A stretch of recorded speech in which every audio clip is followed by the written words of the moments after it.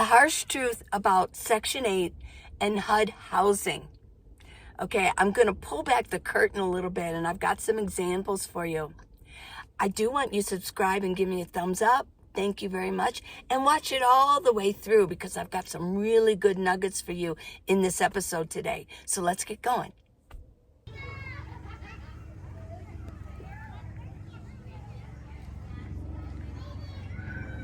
A lot of people think all you need, fill out a form and get a voucher, or fill out information, and HUD Home is going to open up like a cloud and give you a place to live. But there are testimonials that I'm going to show you that that's not always the case. It's not everybody's case, but it is in many cases. So let's go ahead and get started with the first one, okay? Whether you're living in a van or in an apartment, you would still have to work. Yeah. And you're how old again? 75. So at 75, if you didn't work, you wouldn't survive. I wouldn't. Wow. I mean, I have a son that would probably help me, but I'm too independent for that. Another dilemma you were telling me about, I mean, it just seems like the system is set up to make it difficult for older people Yes. who are on fixed income living in poverty. Because you were saying that when you applied for housing, they reduced housing, they told you, what did they tell you? They told me that because I was working, I would have to pay a higher percentage. And I said, well, what if I quit work? And they go, well, it's illegal for you to quit work just so you can get low-income housing. Mm-hmm. You would have to not be working for at least 6 months to get into low-income housing. And then you would get a lower percentage. So while I'm working, my rent would be about 50 to 60% more than if I'm just on Social Security. But then you have to stop working for 6 months and you wouldn't be able to survive. Right. And if I go on low-income housing now, they will not lower the rent for me when I get off, quit working. They will not lower it. So you have to go back out of the housing system and re-sign up to wait for another housing. oh my gosh. Yes. This is unbelievable. Yes. Absolutely unbelievable. So I've been through it twice, and each time, and they've said, the last lady said to me, you are so much better off in that van. What? That's what a state employee told me. Yes. That you're better off in the van. Yes. Heat up with the butane stove, and you have the Mr. Buddy, but that's so expensive. So what are some other ways? Because I know you said you have solar. I have solar, and I thought that would work. I've discovered how unreliable solar is. If you have rain or fog, everything costs money. I mean, I have 500 watts of solar. Well, if I want to charge it by the battery or, through the car, what other people do, there's more money. Okay, so this gal, one thing that kind of impressed me with her is she said she had 500 watts of solar on her roof. Wow, I only have 100, and I do pretty good, so I'm not sure what she's running. But there are a lot of rules when it comes to HUD housing. Now, what's the difference between HUD? I'm going to talk more extensively about this in a minute, but what is the difference between HUD and Section 8? Okay, now HUD housing is when you fill out the information in an application and you have to meet the needs. Like the gal that we just saw. I mean, they will go on a percentage of what she makes, and then they will tell her what she will pay per month. And they provide the housing. They have apartments, apartment buildings, HUD. But Section 8 is different. It is run by HUD. Okay, but it has a different system. Section 8 gives vouchers. You fill out an application, and if you meet their criteria, then they give you a voucher. And I'm going to show you an example of that in a minute. So you take your voucher to a regular landlord if they have listed their home in Section 8. They say, yes, we will take Section 8 vouchers. And I'm going to talk about that in a minute too, because that's not really safe proof either. And I'll tell you why. There's a lot of rules to all of this, everybody. So I can understand there has to be rules to it, right?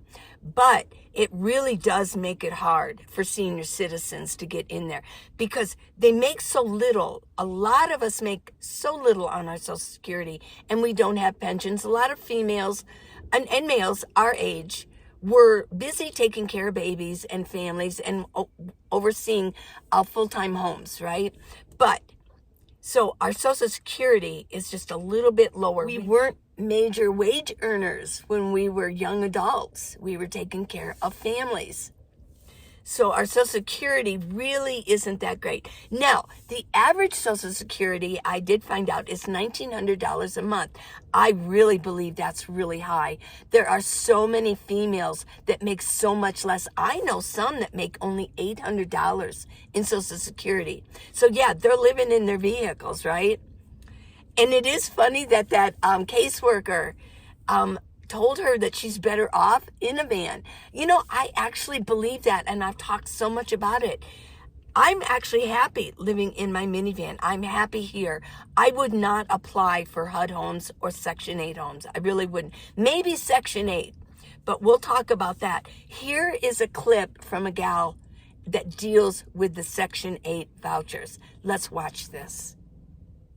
I've been living in my car for approximately about 6 years. I gave up my home to bring my dad home from a nursing home, and unfortunately he only made it a month, and I've been homeless ever since. Trying to find a place is just about impossible, to the point where you kind of give up.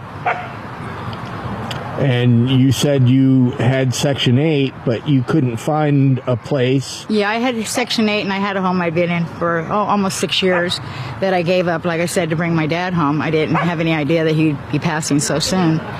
And when he passed, I went ahead and reapplied for HUD, and it took about a year, and I got HUD again, and I looked and I looked and I looked, and finally my voucher ran out. We stay in our cars. Me and my daughter stays in her car. We tried putting a tent up. My hands are disabled, so for me, having to pack up and take it down every day, it's just too hard on me. So my car's little, and it's me and my big dog, but my dog's my protection. You can't sleep with the windows up in this hot weather. Right. And I don't hear anything. There was a guy arrested out here last night next to my car. I never heard anything, and I was awake. Wow. So yeah, it's kind of scary. For a lot of us, we don't choose to live this way. You know, it's not pleasant. It's not fun. It's hard, and especially if you're disabled or older. That people judging everybody because of the ones that are terrible, it's really not fair. All of us aren't like that. You know, some of us work, some of us have jobs, you know, just trying to stay afloat and to save money to get a place. But it's not cheap to live out here. I mean, $3 a day for ice, you know. Right. But the only thing, me and my daughter pulled together because can't afford to go eat out, you know, and I have a little stove that I cook on, and we make it work. Is it easy? No, but we make it work. Right. It could be worse. We could be without a vehicle. You're 67. This is not how you should be spending. I never dreamed that I would be in this situation. If I'd known that my dad wasn't going to live, then I probably would have kept my place and just stayed with his place and kept my place. But you don't know, you know. And I thought I was doing the right thing. And I still think I was doing the right thing because I did get to pass it home, and that was his wish, and I'd promised it, and I was able to keep it. This lady brought light to how Section 8 works. And right now, it's a little bit different. So why are landlords not renting to people on Section 8? Well, there is a reason for that. They still have the homes listed for just in case. But when they take their voucher and they go look at the place, because I believe that HUD will give them a list of homes in the area that have listed their home for Section 8. Well, and they're just in regular neighborhoods. Well, when they take the voucher there, she couldn't find a place. Now, why is that? Well, I've got it down here.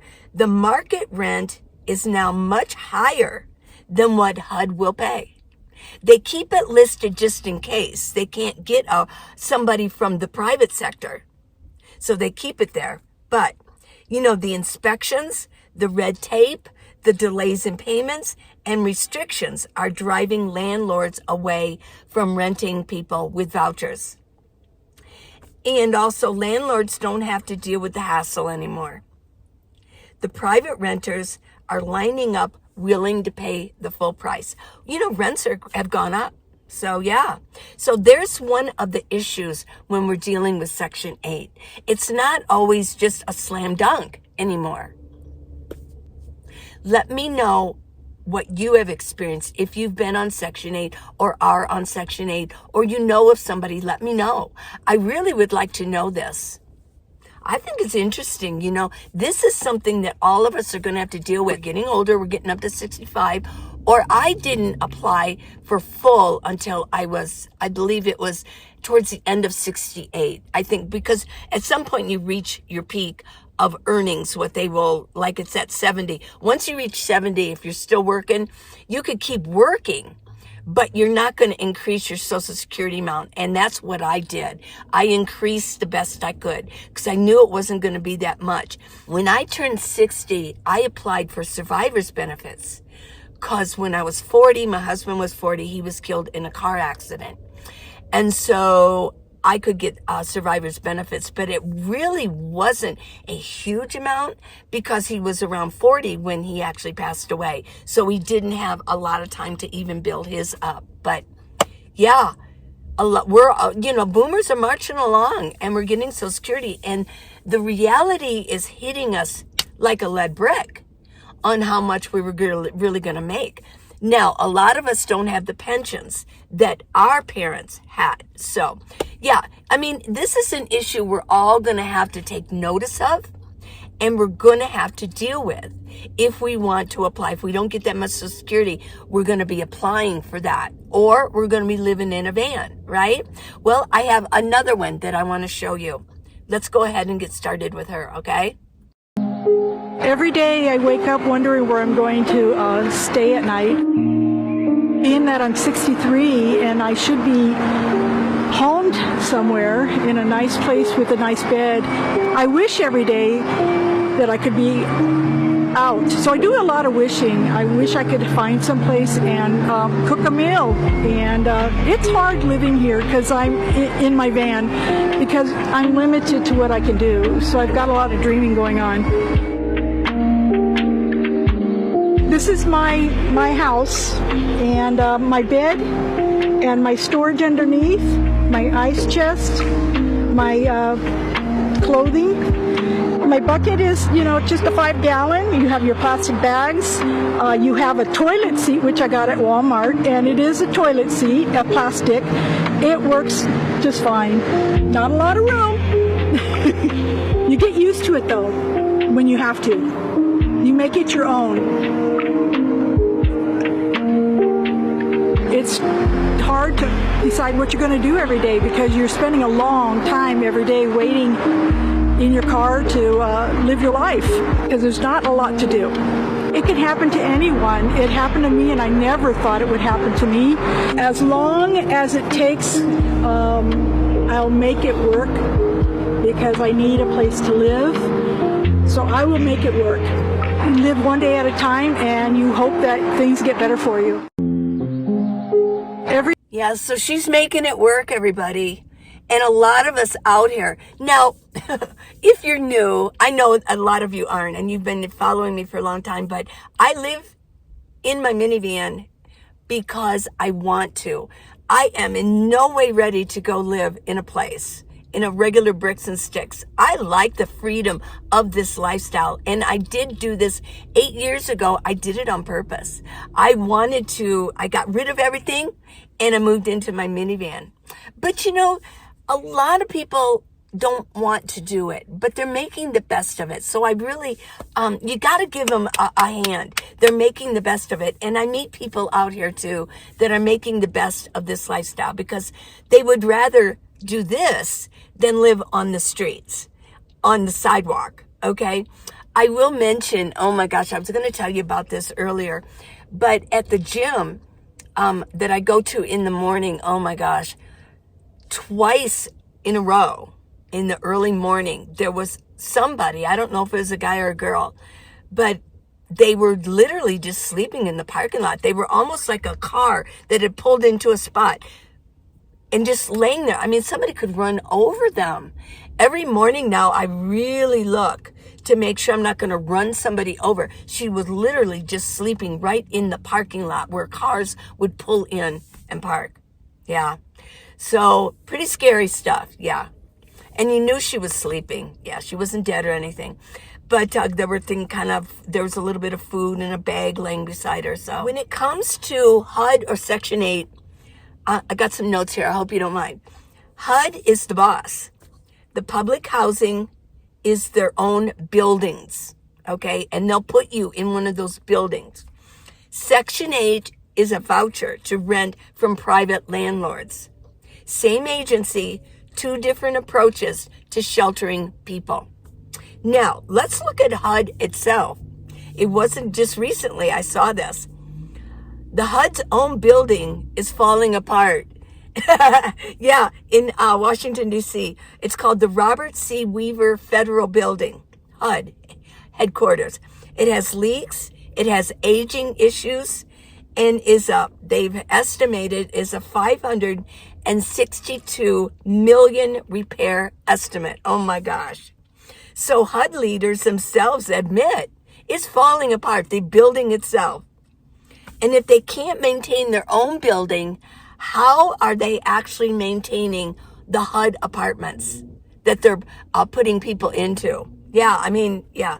They say that there's a lot of mold, vermin, and disrepair. Let me know if you're in a HUD home and what you have experienced. They're not all bad, so don't think I'm talking about every one of them, but I think in a percentage-wise, yeah, they're falling apart. So here's the real perspective on lower Social Security for many seniors, especially females. The $1,900 a month figure is the national average, but that's pulled up by people who worked 40 plus years at decent wages. Most seniors we know, especially women our age, who are seniors, are getting much less. Yeah, the ones I talk to, and so am I. Many women were homemakers, caregivers, part-time workers, or took jobs that paid very little because that's what society expected. When I was working and first started working, women were always paid less than men. not anymore, but they were, yeah. Women often have interrupted work histories because they're taking time off to raise children and care for aging parents. The result? Their Social Security checks are way lower. Yeah, often $900, $1,200, and $1,400 a month or less. Yeah. So it would be pretty hard to afford a home. Okay, so I hope this opened your eyes to a few things. It's not just rainbows and unicorns when it comes to, I'm going to apply for HUD. And there are some wonderful, I've heard stories, there's wonderful ones. But in reality, there's a scale. You got really up here and you have really down here. I mean, bad mold growing. I've heard those stories. So even if you got the middle, there's still issues. There's still a lot of issues. So many rules and regulations. You got to meet them. And whether you can find a Section 8 house that a landlord is willing to accept your voucher is a whole nother story, right? Now, I do have the book, How to Live in a Minivan, the Minivan Leeway. I wish I could give the last clip, the lady from the last clip I showed you, I wish I could get her my book. Because it looks like she's a little disorganized in there. I did notice her bucket. She said she had a bucket, but she's in a minivan and she's got a 5-gallon bucket in there. That's way too large. It's more than what she needs. Because I've showed you mine. I have one. I think it's a 2.5, 3. It's a bit shorter. Less space. Okay. Also got 8 years living in my minivan, the Van Life Chronicles, and it tells my journey from beginning to end. Great stories in there, funny stories, romantic stories, a little romance, a little bit of silliness, a little bit of scary situations. And it's all there. It's really a good book. So I recommend both of them. Okay. So tomorrow we'll have something new, and please subscribe and give me a thumbs up.